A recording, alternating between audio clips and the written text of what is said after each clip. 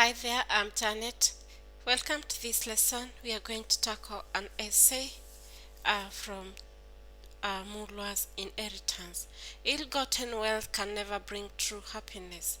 Write a composition in support of this statement, drawing example from Lacuna Casor's life. It is said that there is no human being who does not want to be rich. This is because wealth gives one a host of material comfort. One thing, however, money cannot buy is happiness, and many rich people who acquired wealth unjustly are not happy. Lacuna Casor is one such person. Lacuna Casor kills his own father, King Kutula, because he wants to take over leadership and to modernize the country. He kills his own father with the help of foreigners who disliked his way of leadership.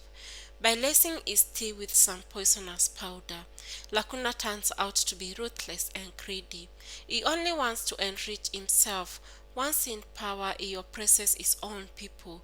He constructs a dam 15 kilometers away, and citizens like Tamima have to walk from sunrise to midday to get there, since the streams have dried up. Lacuna also conspires to kill Bengo.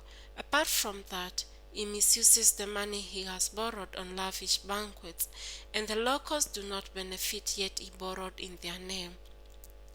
Despite ascending to power and amassing wealth, Lacuna is not a happy man. The foreign financiers who used to respect him call him His Excellency now simply refer to him as contemptuously as Lacuna. His offshore accounts are frozen, making him beg and plead like a helpless child. There is an unpopular unrest since even the citizens reject him. Lacuna becomes suspicious and insecure because his subjects resent him.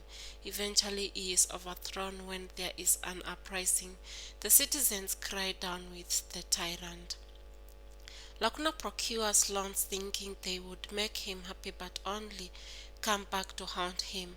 At first, Lacuna has a good relationship with the financiers. He borrows money claiming it would be used to develop the economy and improving living standards, but it ends up in his accounts and those of his cronies.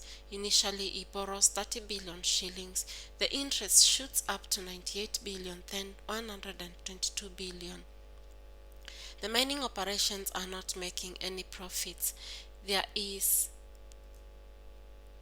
15% decline in output. It is managed by Casor's political appointees and lax tribes. The machines are rotten and disintegrating. Lacuna is unhappy since he is unable to repay the loans amidst pressure from the lenders. He confesses that he has become unpopular. He even begs for mercy. His offshore accounts are frozen to partially pay for the loans. The financiers that initially referred to him as His Excellency now disrespectfully call him Lacuna. His ill-gotten wealth does not provide any happiness to him. Lacuna meets foreign financiers with the hope of making money and enriching himself. He views them as a source of wealth. He fails to understand that Goldstein and Robert are in business. He acquires a 30 billion loan and squanders the money. He borrows in his people's names but banks the money in his own personal accounts. The people do not benefit.